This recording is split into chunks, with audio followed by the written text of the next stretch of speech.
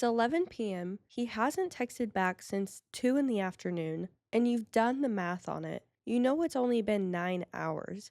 You know that's not actually a long time. You know there are 100 normal reasons a person doesn't text back, and you are still holding your phone like it'll go off if you just believe hard enough. You've reread the last thing he said twice. You typed something out and deleted it. You genuinely considered whether a double text is fine if it's funny enough. And under all of it, there's this small voice going, "What is wrong with me?" So let me say this first. Nothing is wrong with you. You're not crazy. You're not needy. You're not too much. You're doing something that made complete sense a long time ago. You're just doing it at someone who can't give you what you're actually asking for. Today, we're talking about the person who makes you feel the most alive and the least sure of yourself at the same time, why you keep picking them, why the calm ones feel boring, and what it's quietly costing you to stay on the ride. Let's get into it. You're listening to How to Live with Care. This is the show about becoming who you're trying to be without pretending the process is clean.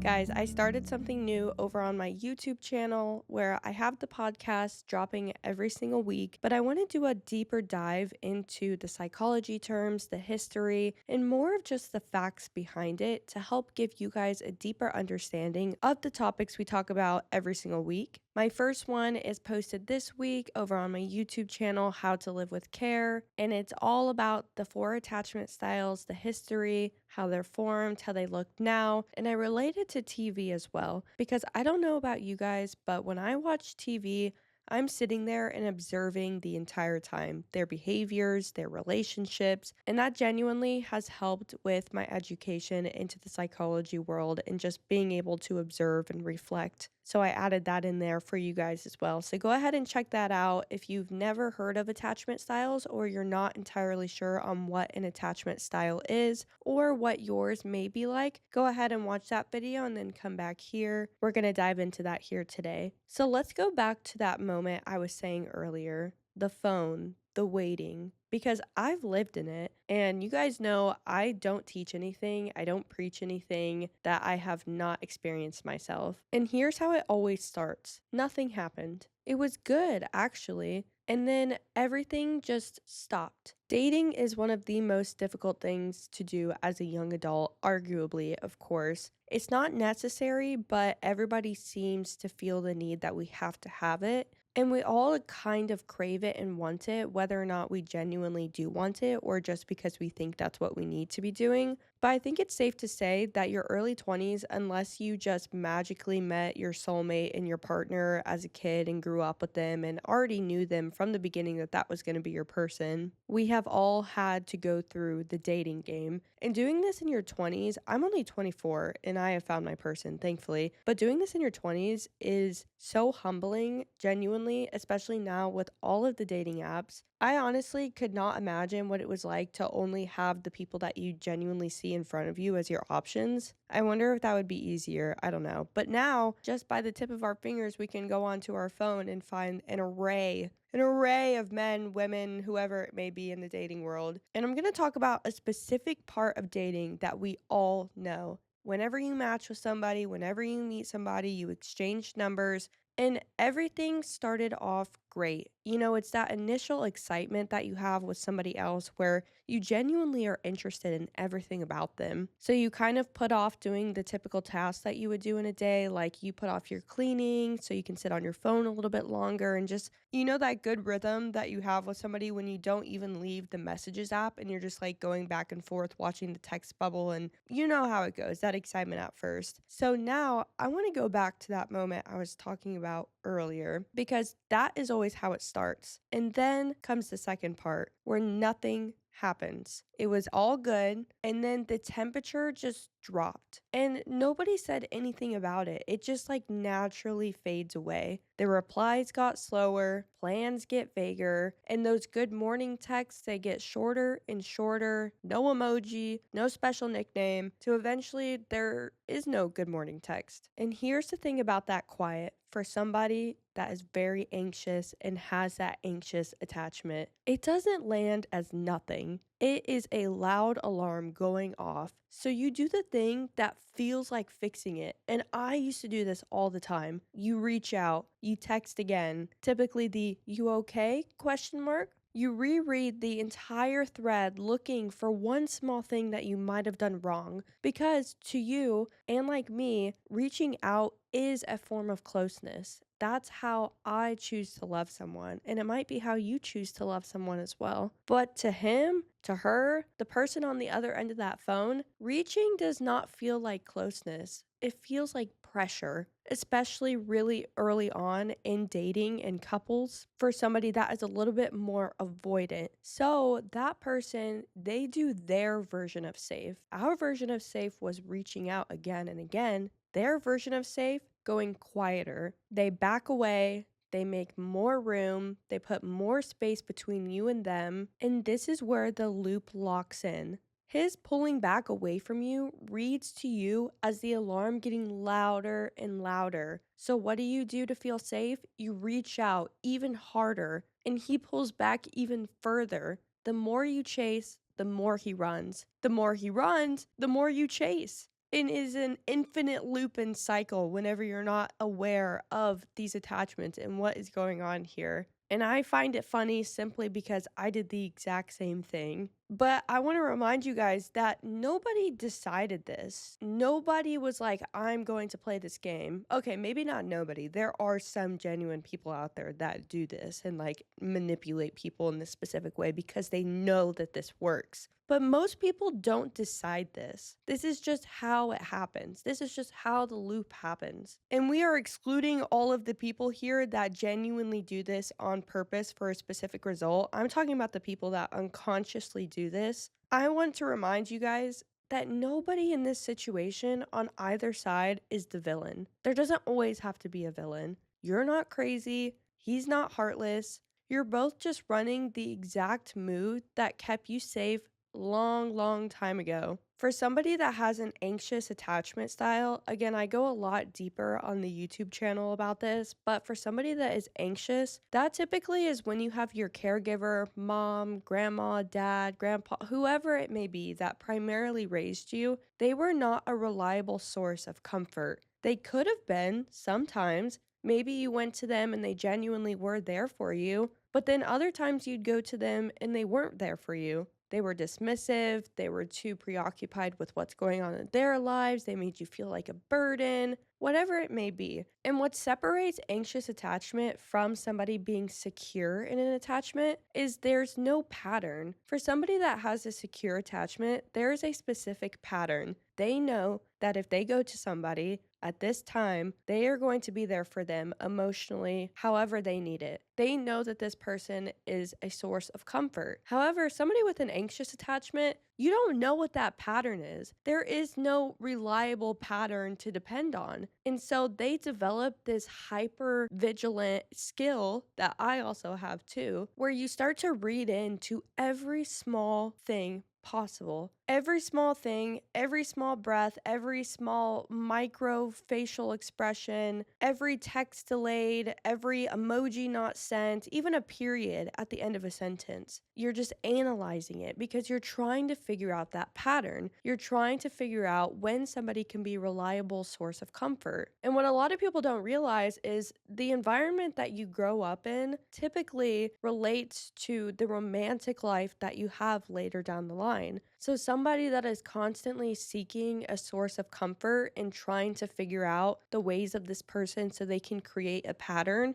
they typically are going to translate that into their romantic life as well. So, for somebody that is anxious, if this sounds like you or somebody you know, or maybe it's your partner that you think is anxious or has this anxious attachment, the way that they feel safe is that when love feels far away, they get closer. They make more noise. Something also that can be seen is protest behavior with people that have anxious attachment styles, where they typically will do things that cause more attention. Even if it's good attention, even if it's bad attention, any attention is attention. And they may do this in the form of testing or jealousy, whatever it may be. But whenever they don't feel safe, when they feel that love is too far away, they get closer, they make noise to get attention, and they don't let it go. They latch on because they need to feel reassured. They crave reassurance. And on the other side here, guys, don't get too stuck on the gender and the pronouns here. I just simply am saying it for words. Anybody can be any of these attachment styles. But for the sake of the podcast, it's going to be the male point of view here. Whenever love gets a little bit too close, that typically is what scares somebody away because they have something called avoidant attachment. And this is a little bit different from anxious attachment because avoidant attachment, they grew up with a reliable source of comfort or lack thereof. They grew up knowing that they didn't have a reliable source of comfort. So they're not experiencing comfort the way that the anxious people are, but they now have this reassurance in themselves. If I go to somebody, I'm not going to get it. So eventually they just stop trying. Because if your primary caregiver isn't even going to give you any comfort at all, why would these people go and seek that out in the real world? And what people that have avoidant attachment typically do is they go more inward because they've had to rely on themselves for so long that they don't even bother with anybody around them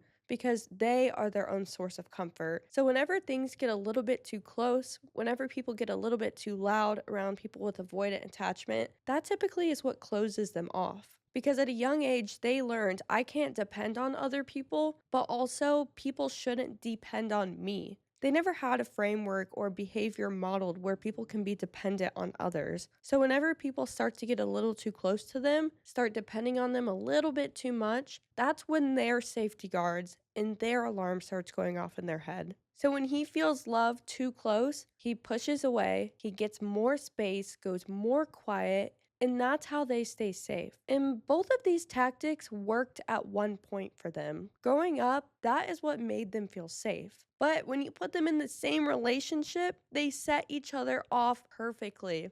This is why shows like Love Island are so successful because the people that go on that show or the people that production tries to find for that show are people that are anxious, avoidant, and also disorganized attachment, but typically that anxious and avoidant there. Because when you put somebody that is craving reassurance and closeness with somebody and then they have to watch that person make out with 5 other people, dude, that makes great television. It genuinely is like one huge psychology experiment just showing attachment theory. It's amazing. And that's why I love watching reality TV, is just being able to sit there and observe and watch how these people behave. Once you watch my video or you watch another video on attachment theory, I want you to go and actually watch Love Island. And I know it's super raunchy. I honestly skipped through like 90% of the episode. But if you watch it from the lens of trying to observe their behavior and a psychology standpoint, it becomes so clear how these attachment theories work. But these types of people on opposite ends here, they set each other off perfectly. It feels like he's the problem and you're the problem. But both people actually are just presenting old survival strategies that are having a fight with each other. That's why it never feels solvable from the inside when you're not actually aware of these attachment styles at play. You're both so sure that the other person just needs to fix something. They need to text back faster. I need to stop being so much. But you're never fighting each other. You're fighting the loop. You're fighting the old survival strategies from opposite ends. And a quick thing, again, there's no gender law here. There are anxious men and there are avoidant women. You can be the anxious one with him and the avoidant one with the next person. It's not who you are. This is just a survival instinct that we have learned along the way. I think it's just typically seen as the female being anxious and the male being avoidant because that is just displayed so often in television. Like when I was going on my YouTube video, I picked out television characters and I was like, wow, why are all of these women in the anxious category? I was thinking of Belly from The Summer I Turned Pretty or Carrie Bradshaw. She is like the perfect version of anxious attachment. And then on the other end, you have the avoidant attachment like Conrad Fisher or guys, I honestly never really watched Sex and the City. I just know a little bit about it. And from my research, like when I was looking up anxious attachment, Carrie Bradshaw is like the number one person that pops up. But I think his name is Big, who is avoidant. You guys can correct me if I'm wrong there. But I saw those two on there. And then I also love watching the Never Have I Ever show with Devi Vishwakumar. She is also the anxious attachment style. And there's just so many women that just play that trope. And you also see that on Love Island too, even this season. Like somebody that I feel like I relate to a lot just watching her behavior was Melanie in the show. You know, you get really close to somebody, this person starts showing you that reassurance, and then somebody else comes in. They start talking to somebody else, and now she's over here with these alarms going off like, oh my gosh, like this guy is going to leave me. I need to double down. But that doubling down she does to make herself feel safe is what drives Sincere away and makes her think that she's crazy. That's just another example happening in real life now, too, just to kind of give perspective. But coming back to the main point, here's the question that actually matters. If it hurts this much, why can't I just walk away? If you have ever been in a relationship with that toxic back and forth, that loop, that cycle, the push and pull, you never feel good enough until sometimes you feel good enough and then you're left astray and you're questioning your self-worth more than you are enjoying the relationship. That's what you ask yourself, why can't I just walk away? It seems like it should be so easy, right? But why is it the person who's the most inconsistent the hardest one to get over? And the answer here is not anything romantic. It's not fate. It's not chemistry. It's not, he's the one. It comes from a psychologist named B.F. Skinner. Anybody outside of the psychology world, B.F. Skinner is one of the most renowned psychologists in the world of behavioral analysis. I was in my master's for a year for ABA therapy, applied behavioral analysis, and all we ever talk about is B.F. Skinner. And once you become aware of like reinforcement, what reinforcement is, the schedules in which reinforcement happens, you can't unsee it. Even if it was just in a specific area, like career-wise, it is everywhere in your life. But for people that have never heard of Skinner before, Skinner studied how behavior gets reinforced. Basically, like what makes a person or even an animal keep doing the same thing over and over again. And it's kind of like Pavlov dogs here, kind of thinking the same thing. But B.F. Skinner is a little bit different here because we don't have a cue. You know, whenever Pavlov dogs, it's the dogs salivate when they hear the bell because they associate the bell with the food. However, when we're talking B.F. Skinner here, we're not thinking of any cues. There's no bells, there's no dings. It's just when you do something, you get a reward. You are associating the reward with the behavior that you have to do. It's something that you control. You control the behavior. So that's the difference between B.F. Skinner here. And a good way to think about this is to think of a vending machine. A vending machine, you put your money in it, you press which snack you want, and every single time your snack comes out. It's very reliable. You never think deeply about a vending machine. Nobody's ever laid awake at night over one. I mean, okay, maybe if the snack like didn't fully come out and you got like pissed off about it, but nobody's losing sleep over the structure of a vending machine. If it stopped working, you would just walk away immediately. Now, think about a slot machine. Think about Vegas here. A slot machine pays out sometimes. You can't predict when or who, which pool, which machine, but you cannot walk away. People will sit there for hours. One thing that my family and I love to do is go on cruises. And if you've ever been on a cruise, you know that if you go and walk through the casino, you see these same group of people that are in there at all times during the day. Like they genuinely are glued to the seats. And there's a reason for it. There's a reason why it works. The I can't predict which pool will give me the win is not a flaw in a slot machine. That's the entire design. The not knowing when is the hook. And Skinner found that the most addictive reward is not the reliable one, it's the unpredictable one. Reward that comes sometimes on a pattern that you cannot crack. And this is something that we call a variable ratio schedule. And you might know it by its other name, intermittent reinforcement, which is the exact mechanism underneath gambling. So a partner who is warm one day and then distant the next, and you never know which person you're going to get, that's not chemistry. That's simply a slot machine. You keep texting because sometimes he texts you like he used to, and you never know when. So you just keep pulling that lever over and over again. You're not crazy about him. You're just on a variable reward schedule. And the good news is, a schedule is something that you can step off of. So when people say the inconsistency is a red flag you keep ignoring, it's worse than that, and also kinder than that. The inconsistency isn't something you're missing. The inconsistency is the thing keeping you hooked. So once you can see the slot machine, you have to ask yourself an even harder question. What if the spark itself was never the green flag you thought it was? That electric, I can't eat, I can't sleep, I'm checking my phone every 4 minutes feeling. We've been taught to read that as this is the one. But think about what's actually happening in your body. Racing heart, you can't focus, your stomach flips, you can't think about anything else. That's not the description of love. That's the description of anxiety. The butterflies, the alarm feeling, almost identical from the inside. And if you grew up with love that came and went, you learn to feel most in love exactly when you feel the least safe. The flat feeling that you get with someone kind and consistent,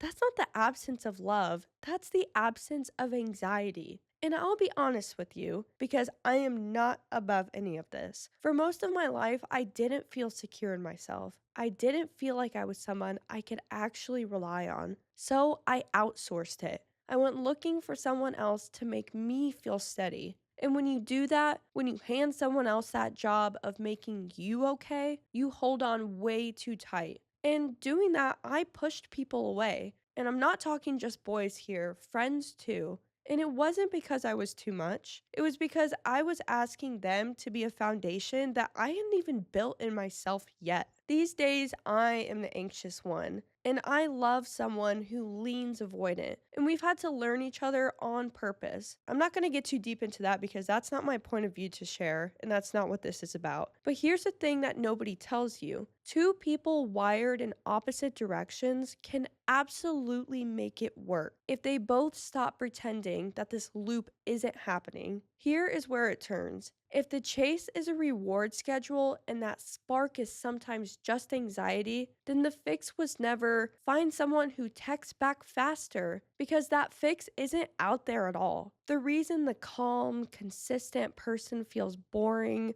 the reason why Bryce and Trinity on Love Island seem like the boring couple compared to everybody else, is that you don't have anything inside of you yet that matches calm. Your nervous system is fluent in chaos, so peace reads as silence, and silence reads as something is wrong. And the only way that ever changes is if you become the secure base. You don't find it, you become it. You keep waiting for someone to walk in and make you feel safe, but the call was always coming from inside the house. And I know how that sounds, like one more thing that you're failing at and one more thing that you're doing wrong. But this is the best news of the whole episode, because you can't control whether he texts you back. You never could, and you never will. But the thing that makes his silence ruin your entire day, that part is yours. And yours is the part you actually get to change. I could go on a rant about attachment theory for hours and hours, but I need to wrap this up here. So I'm going to end each episode the way that I always do. And this is the part where I hand you the homework. And like always,